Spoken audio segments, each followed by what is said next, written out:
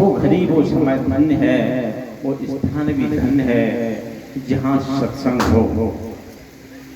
तो ये सत्संग अपने तुलसीदास जी ने कहा है कि तात स्वर्ग अपवर्ग सुख धरी तुलाय अंग तोल न ताय सकल मिल जो सुख लव संग। यानी सत्संग जो है ना क्षण मात्र का भी बहुत ज्यादा बताएगा। यानी तात स्वर्ग अपवर्ग, यानी स्वर्ग का सुख प्राप्त हो। स्वर्ग से अपने अभी हमारे पूर्व संत जन काफी स्वर्ग के बारे में चर्चा कर रहे थे, अपवर्ग के बारे में चर्चा कर रहे थे। तात स्वर्ग अपवर्ग, अपवर्ग मोक्ष को कहते हैं। तो तुलसीदास जी का मत है कि इन दोनों स्वर्ग और अपवर्ग के सुख को एक तराजू के एक पल्ले पर रख दिया जाए और दूसरे तराजू के पल्ले पर एक क्षण मात्र का सत्संग रख दिया जाए, तब भी वो क्षण मात्र का सत्संग अधिक हो जाता है। तो ये सत्संग अपन को सत्संग का अर्थ भी जानना चाहिए कि सत्संग किसे कहते हैं, सत्संग क्या है। सत्संग सत्य का संग, इसका अर्थ अपन करें सत्य का संग, सत्य के संग को ही हम सत्संग कहते हैं। अब सत्य का संग क्या है, सत्य क्या है। जैसे अपने शंकर जी कहते हैं, शंकर जी पार्वती को समझा रहे हैं सत्य के बारे में कि उमा कहूं में अनुभव अपना सत हरि भजन जगत सब सपना। उन्हें कि वही ईश्वर का भजन सत्य है, बाकी का ही स्वप्न है। तो सत्य क्या है, सत्य एक परमात्मा है और आत्मा, आत्मा और परमात्मा ये दोनों सत्य हैं। इसके अलावा तीसरा कोई भी सत्य नहीं है। तो इसलिए आत्मा को अपन परमात्मा से जोड़ना है, यानी आत्मा का विषय ही परमात्मा को जोड़ना है। इसी को अपन सत्संग कहते हैं, सत्य को सत्य से जोड़ना है। अब ये जोड़ा कैसे जाए, ये एक प्रश्न बहुत बड़ा बनता है। हमारे मान जब संतों ने काफी व्याख्या की है इसको जोड़ने की, और हमारा लक्ष्य भी यही है। हमारे मानव जीवन का यही लक्ष्य है कि हमें इस आत्मा को परमात्मा से जोड़ना है। अब जोड़ने का कैसे जोड़ा जाए, यही प्रश्न बनता है। इसी के लिए सत्संग होता है, इसी के लिए सारी जानकारियां होती हैं। तो इसको जोड़ने के बारे में अपने महापुरुषों ने काफी उदाहरण दिए हैं। और जब से जितने भी पैगंबर, अपने आदिकाल से जितने भी पैगंबर बने, सभी पैगंबरों ने इसी जोड़ने का कार्य किया है। ये वास्तव में ज्ञान, सत्य ज्ञान को ही जोड़ने का ही है। अपने को ये मानव जन्म इसलिए मिला है। अभी अपने सभी लोग कह रहे थे कि बड़े भागवान संपावा सुरदुर्लभ सब गंधन गावा। ये मानव का शरीर हमको किस लिए प्राप्त हुआ है, इस आत्मा को परमात्मा को जोड़ने के लिए प्राप्त हुआ है। बाकी का दूसरा और कोई काम नहीं है। क्योंकि यदि अपन ने इस आत्मा को परमात्मा से नहीं जोड़ा तो फिर अपनों को 84 में जाना पड़ता है। 84 में अपन जानते हैं कोई 84 लाख योनियां होती हैं। आकर जीव लाख 84 यौन प्रमति है जीव अविनाशी। ये 84 लाख योनियां में जाना पड़ता है। 84 लाख योनियों की उम्र बहुत लंबी होती है। जैसे अपन कहीं भूत प्रेतों की पूजा करने लगे तो उसकी उम्र जो है ना 2 कल्प तक उसको प्रेत योनि में रहना पड़ता है। कहीं अपन अब इसको अपन थोड़ा सा समय बहुत कम है, हम थोड़ा सा प्रयास करेंगे डिटेल जनाने का, जितना भी जना सकेंगे कि भूत प्रेतों की पूजा करना है। यानी भूत का अर्थ अपन समझ लें तो उसको आगे समझ लेंगे। भूत का मतलब होता है बीता हुआ काल। भूत यानी अपन ये लोग सभी लोग ज्यादातर अभी आजकल सभी लोग पढ़े लिखे हैं, इसको पास्ट बोलते हैं। पास्ट माने बीता हुआ, जो समय बीत गया है उसी को अपन भूत कहते हैं, भूतकाल। जैसे जो लोग अंग्रेजी पढ़ते हैं उनकी वर्तमान काल, भविष्यकाल, भूतकाल। तो भूतकाल का मतलब होता है जो समय बीत गया है। जो समय बीत गया है उनकी अपन आराधना करें तो वो व्यर्थ है, उनकी आराधना सही नहीं है। पूजा किसकी होती है, किसका भजन होता है? पूजा वर्तमान की होती है। वर्तमान में कौन है ये हम आपको बताएंगे, थोड़ा सा समय मिलेगा उसमें बता सकेंगे। तो जो इस समय मौजूद है, भूतकाल इस समय मौजूद नहीं है, इसलिए उसकी पूजा करना व्यर्थ है। तो अपना मतलब ये है कहने का कि मानव जीवन काय के लिए मिला है, इस परमात्मा को जानने के लिए। इस भूतकाल की पूजा से आपको परमात्मा नहीं मिलेगा। परमात्मा किससे मिलेगा? वर्तमान की पूजा करने से अपन को परमात्मा मिलेगा। और अपने विश्व में जितने भी पैगंबर हुए हैं, कोई अभी से नहीं, कल्प के आज से जो भी पैगंबर चले आ रहे हैं, सभी पैगंबरों ने यही आत्मा का बोध कराने की कोशिश की है, बोध कराने का ही प्रयास किया है। जैसे अपने सबसे पहले पैगंबर कौन हुए हैं? सबसे पहले पैगंबर जैसे हम सबसे पहले उनका ही स्मरण करते हैं कि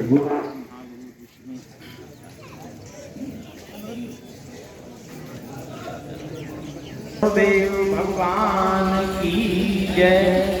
तो अपन पैगंबरों की चर्चा कर रहे थे। सबसे पहले अपने पैगंबर कौन हुए हैं? ब्रह्मा विष्णु महेश, ये सबसे पहले पैगंबर हुए हैं। ये इन्होंने वही चार मुक्ति का ज्ञान दिया था। अपन ने कल भी चार मुक्ति की चर्चा की थी।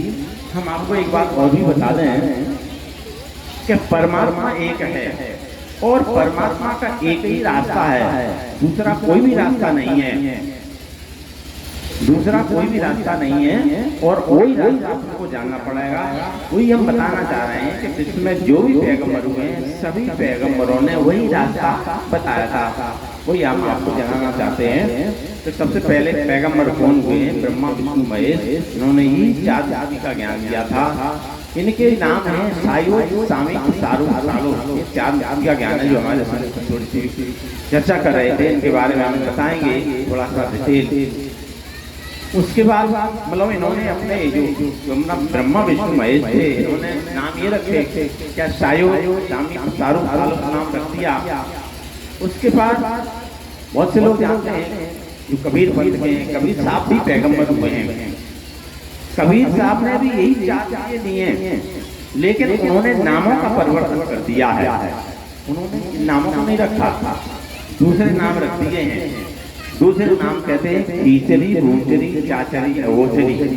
ये उन्होंने चार जाति के चार नाम रख दिए हैं। उसके बाद हमारे जैन समुदाय के, जैन पंथ के लोग हैं, उन्होंने भी यही चार दिए थी। लेकिन हुआ क्या है कि जिससे आज अपन भी भटके हुए, अपन भी सभी लोग चार थोड़ी जानते हैं कि चार मुक्ति क्या होती है। अपन भी भूलवश यानी अज्ञानता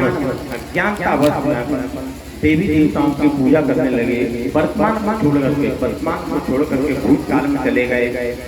कबीर भी पंथ पूरी तरह भटक गया है। जो है ना बताते हैं लोग, कुछ लोग वो 49 पंथों में भटक गया है। वास्तव में मूल पंथ वो भी नहीं जान पाया। जबकि हमारे जो कबीर साहब थे उन्होंने यही चार चीजें दी थी।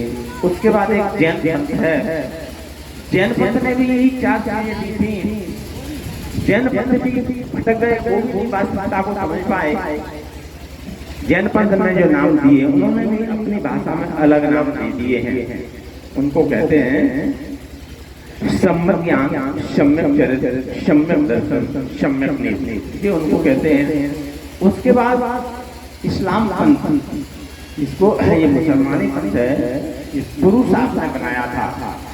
ये चार चीजें उनको ही उनके पास भी हैं, लेकिन उन्होंने भी भाषाओं का परिवर्तन कर दिया है।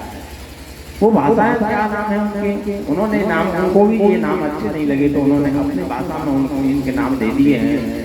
अनलक नाम, चश्मे बसीरत, नूरे इलाही जानना, कहवी आवाज, ये उन्होंने चार नाम दे दिए हैं।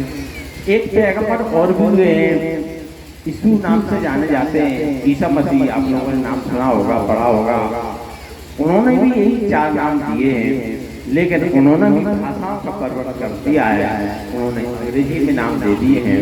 उनकी गॉड सीक्रेट इज हेरी name, God is divine light, third I, voice is heaven, ये चार नाम मतलब अपने विश्व में जितने भी पैगंबर हुए, पैगंबर गुरुओं को कहते हैं, जो भी पैगंबर हुए हैं सभी पैगंबरों ने ये चार मुक्तियों का ज्ञान दिया है। इन चार मुक्तियों के अलावा अन्यथा दूसरा कोई भी ऐसा साधन नहीं है कि जो अपन परमात्मा को जान सकें। हम जो है ना कल दो मुक्ति बता चुके थे, फिर भी हम बताते हैं, लेकिन अब आगे समय बहुत कम है इसलिए डिटेल तो नहीं बता पाएंगे। संक्षेप जितना भी संक्षेप हो सकेगा हम संक्षेप में ही बात कर रहे हैं। शायो मुक्ति और शामी मुक्ति हम कल बता चुके थे, लेकिन फिर भी थोड़ा सा बता देते हैं कि शायो मुक्ति वह मुक्ति होती है जिसके द्वारा वो आपको अमृत पान मिलता है, जो अपन अकाल मौत से पूरी तरह बचाया जा सकता है। अपने शिवपुराण में ऐसा लिखा है, शिवपुराण में जो लिख दिया है, जो शंकर जी शिवपुराण में शंकर जी को ही कहते हैं, उसी शिवपुराण में ये लिखा है कि इस मृत्यु पे विजय पाने का इसके अलावा दूसरा कोई भी साधन नहीं है। इस शायो मुक्ति को मौत से बचाया जा सकता है। तो वो शायो मुक्ति अपने पैगंबरों ने बताई। दूसरी मुक्ति शामी मुक्ति, शामी मुक्ति के द्वारा परमात्मा के नाम का बोध कराया जाता है। जो हमने कल बताया था कि परमात्मा के नाम को अपन इस मुंह से नहीं कहा जा सकता, इस मन वाणी में परमात्मा का नहीं है। परमात्मा का नाम अजिपा है जिसको जपा न जा सके। जो परमात्मा का नाम इस मुंह से कहा ही नहीं जा सकता। कबीर साहब कहते हैं कि श्वास श्वास हर बजो फिर श्वास को और ना जाने ये श्वास का आमन होए न होए। ये कबीर साहब कहते हैं। और तुलसीदास जी ने कहा है कि नाम रूप तो ईश उपाधि अकथ अनान शामिल शादी। ईश्वर का नाम अकथ है जो कहने में नहीं आता है। और अपने बालकांड में इसके नाम की महिमा काफी लिखी है। उन्होंने इतना भी कह दिया है कि जिन कर नाम लेत जग माही शकल मंगल मूल न चाही। वो परमात्मा के नाम को जानना है तो अपने कष्टों का निवारण हो जाएगा। अब हम सारूपी की ओर चलते हैं। सारूपी का मतलब होता है परमात्मा को जानना, परमात्मा का साक्षात्कार। अब परमात्मा कोई ऐसी वस्तु नहीं है जिनको अपन इन आंखों से देख सकें। परमात्मा इन आंखों से नहीं दिखाई देता। परमात्मा मानव धारण नहीं करता। हमारे संत जी थोड़ा सा कह रहे थे, हमारे सभी संतों ने अपने विचार से अपने जो भी उदाहरण दिए सत्य हैं। परमात्मा, संत जी ने कहा कि परमात्मा अपने अंदर नहीं है। परमात्मा कभी अपने अंदर नहीं रहता। परमात्मा तो परे है। कहते हैं आत्मा शो परमात्मा, इन सारी आत्माओं से परे परमात्मा, वहाँ परमात्मा है। यदि परमात्मा अपने अंदर होता तो हम गलत काम नहीं करते। हम सभी लोग एक मिल के रहते नहीं रह सकते। इसलिए परमात्मा अपन इस शरीर के द्वारा, इस शरीर से अपन परमात्मा को जान सकते हैं। इस शरीर जो हमको मिला है, ये शरीर परमात्मा ने हमको दिया है। इस शरीर के माध्यम से परमात्मा को जाना जाता है। तो ये परमात्मा शरीर जैसे अपन जो है ना, जैसे उस समय का प्रसंग है, ज़्यादा बड़ा शंकर जी थे।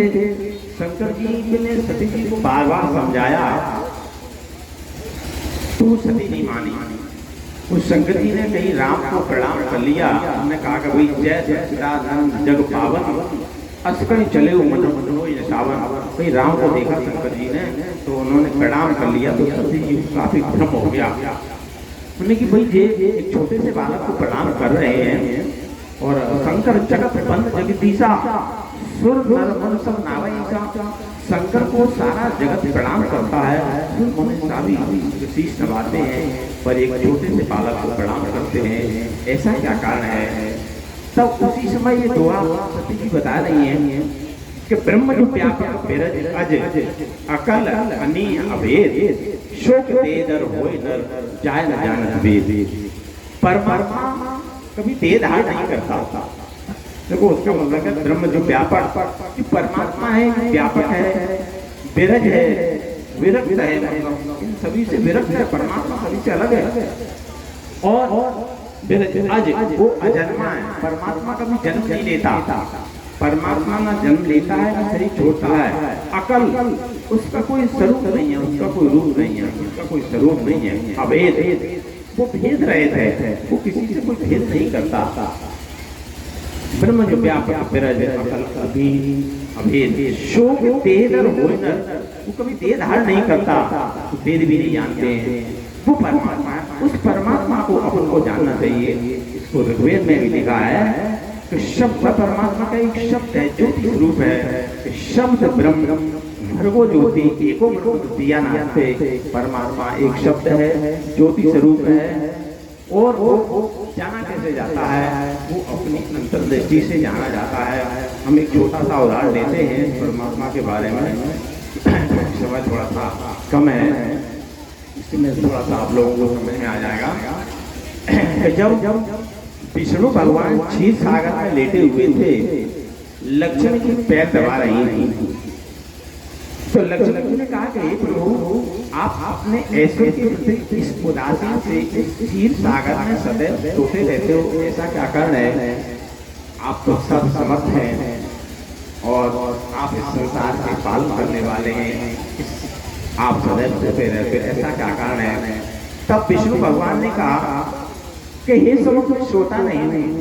ने कहा हे सब मैं सोता नहीं हूँ, अपने अपित तत्व का, अपने अपित माने अपने अंदर एक तत्व है, अपित तत्व का एक अनुसरण करने वाली उस अंतर्दृष्टि के द्वारा उस महेश तेज का साक्षात्कार करता हूँ।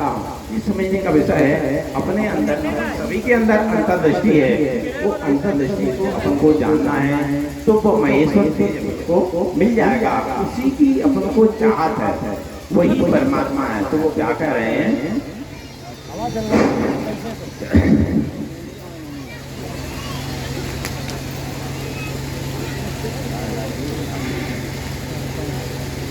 तो बोल सुखदेव भगवान की जय। तो शंकर जी क्या कह रहे हैं कि अपत तत्व का अनुसरण करने वाली उस अंतर्दृष्टि के द्वारा उस महेश्वर तेज का साक्षात्कार करता हूँ, जिसका योगी जन अपनी पोशाक बुद्धि के द्वारा अंतःकरण में दर्शन करते हैं।